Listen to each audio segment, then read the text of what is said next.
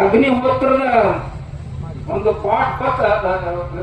ಪಾತ್ರೆ, ಆಮ್ಯಾಗ ಅಕ್ಕಿ ಕಾಳ ತುಪ್ಪ, ಮಾತಾದ್ರೂ ಕೂಡ ಒಂದು ಪುಸ್ತಕ ಮಾಡ್ಕೊಂಡು ಬಂದಾರ. ನಾವ್ ಹೇಳ್ತಿದ್ದೀವಿ ಅಂಧಶ್ರದ್ಧಾ ಅಂತಿದ್ರು, ಈಗ ಅವ್ರ ಚಪಾಂತವ್ರು ಹೇಳೋಣ ಸೈನ್ಸ್ ಐತ್ರಿ ಅದು ಅಂತ. ನಮ್ಮ ಜನರಿಗೆ ನಾವ್ ಹೇಳಿದ್ದು ಕಿಮ್ಮತ್ ಇರಂಗಿಲ್ಲ, ಯಾಕಂತಂದ್ರೆ ಅದು ಶಂಕರಾಘಾತ ನೀರು ಬರ್ಬೇಕು. ಇದು ನೋಡಕ್ಕ, ಇದು ಸಗಣಿದ ಐತಿ, ಇವತ್ತಿ ಇಡಕ್ ತಯಾರು ಮಾಡಿದ್ದಿಲ್ಲ. ಇಂಥ ಕನಿಷ್ಠ 100 ಮಾಡ್ಬೋದು ಒಬ್ಬ ಮನುಷ್ಯ. ಇದು ಎಲ್ಲಿಲ್ಲ ಅಂದ್ರು 10 ರೂಪಾಯಿ 15 ರೂಪಾಯಿ ಕೊಡ್ತೇವೆ ಇವತ್ತಿ. ಈ ಸಗಣಿನ ಸುಟ್ಟು ಅದ್ರ ಬೂದಿ ನೀರಾಗಿ ಸೋರ್ಸ್ಬೇಕು, ತೆಗೆದಿಡ್ಬೇಕು ಚೀಲದ ಮ್ಯಾಗ, ಗೋಣಿ ಚೀಲದ ಮ್ಯಾಗ ನೀರ್ ಹೀರ್ಕೋತತಿ.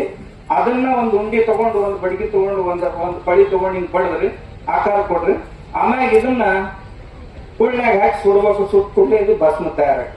ಒಂದಂದ್ರೆ ಹಣಿಗೆ ಹಚ್ಕೋತೀರಿ, ದೇವ್ರ ಪೂಜಾಕ್ ನಡೀತೈತಿ. ಎರಡನೇದ್ದು, ನಿಮ್ಗೆ ಎಲ್ಲರ ಹಲ್ಲು ನೋವು ಆಗ್ತಿತ್ತು, ಎಂಥದ್ದ ಹುಳ ಇರ್ಲದು, ಇದನ್ನೊಂದು ಸ್ವಲ್ಪ ಒಡದಲ್ಲಿ ತುಂಬಿಡ್ರಿ, ಒಂದರಿಂದ ಹುಳ ಸತ್ತದ್ದು ಹೊಳ್ಳಿ ಎಂದೂ ಹೊಳೆ ಬರುದಿಲ್ಲ ನಿಮಗೆ ಹಲ್ಲು ನೋವು. ಇದು ನೋಡಿ, ನಿಮ್ಮ ಮನ್ಯಾಗ ಎಲ್ಲಿ ಗಾಡಿಗಳಿಗೆ, ನಿಮ್ಮ ಮನೆಯೊಳಗೆ ಮೊಬೈಲ್ಗಳು ಭಾಳ ಆಗ್ಯಾವ, ನಿಮ್ಮ ಮನೆಯೊಳಗ ಟಿವಿ ಒಳಗವು, ಲ್ಯಾಪ್ಟಾಪ್ ಅದಾವು, ಅವಕ್ರದ ರೇಡಿಯೇಷನ್ ಎಷ್ಟಾಕೈತಿ ಅಂದ್ರೆ ಹೇಳ್ತೀರ್ದಷ್ಟು. ನಿಮ್ಗೆ ಗೊತ್ತಾಗ್ಲಾರ್ದಂಗ ನಿಮ್ಮ ಮನೆಯೊಳಗ ನಿಮ್ಮ ರೋಗ ಪ್ರತಿಕಾರ ಶಕ್ತಿಯನ್ನು ಹಾಳು ಮಾಡಿ ಬೇರೆ ಬೇರೆ ರೋಗಗಳನ್ನು ಉಂಟು ಮಾಡ್ತೈತಿ. ಆ ವಿಕಿರಣಗಳಂತ ಏನದ ಅವುಗಳನ್ನ ಕಡಿಮೆ ಮಾಡುವಂತ ಸಾಮರ್ಥ್ಯ ಈ ಸಗಣಿಯೊಳಗೈತಿ. ಇದನ್ನ ಗಾಡಿಗೆ ಹಾಕ್ರಿ, ಟೇಬಲ್ ಮ್ಯಾಗ ಇಡ್ರಿ, ಇಟ್ರಿ ಅಂದ್ರ ನಿಮ್ಮ ಮೊಬೈಲ್ ವಿಕಿರಣ ಆಗ್ಲಿ, ರೇಡಿಯೋ ವಿಕಿರಣಗಳು ಎಂತ ಏನೇನ್ ಬರ್ತಾವ ಅವನ್ನೆಲ್ಲವನ್ನು ನಿಲ್ಲಿಸೋ ಸಾಮರ್ಥ್ಯ ಇರ್ತದೆ. ಇದೇನಂತ, ಇದು ಆಕಳ ಸಗಣಿ.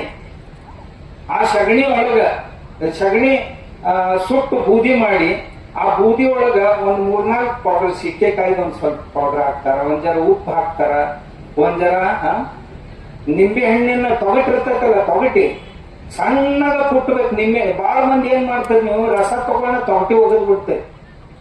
ನಿಂಬೆ ಹಣ್ಣಿನ ತೊಗಟಿ ಒಣಗಿಸಿ ಅದ್ರ ಪೌಡರ್ ಮಾಡಿ ಇದ್ರೊಳಗೆ ಸೇರಿಸ್ರಿ. ನೆಲ್ಲಿಕಾಯಿ ಒಂದ್ ಜರ ಪೌಡರ್ ಇದ್ರೊಳಗೆ ಸೇರಿಸ್ರಿ. ನಂಬರ್ 1 ತಾಟ ತೊಳ್ಯಾಕ ಹಿಂಗ್ ತಗೊಂಡ್ರಂದ್ರ, ಹಿಂಗ್ ತಿಕ್ಕಿದ್ರಂದ್ರ ನಿಮ್ಗೇನು ಹಾನಿ ಇಲ್ಲ. ಈಗೇನ್ ಮಾರ್ಕೆಟ್ನಾಗ ತಾಟ್ ತೊಳಿ ತರ್ತಿರ್ಲ, ಅದು ಪೂರಾ ಹೋಗಿರಂಗಿಲ್ಲ ಕೆಮಿಕಲ್, ಅದು ನಿಮ್ ಹೊಟ್ಟೆಗೆ ಹೋಗ್ತೈತಿ. ಆದ್ರೆ ಇದು ಅದಕ್ಕಿಂತ ಬೆಸ್ಟ್.